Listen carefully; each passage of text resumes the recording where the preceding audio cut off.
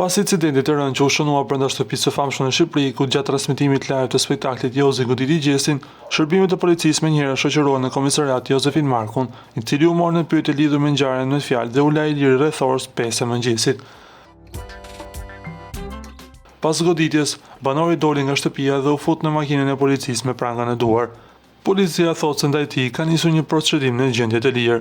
Specialistët për hetimin e krimeve të komisariatit të policisë nr. 6 referuan materialet në prokurori ku nisi procedimin e gjendje të lirë për shtetësin IM 29 vjeç, pasi gjatë transmetimit të një reality show ka qelluar me pëllim shtetësin BK, njofton policia.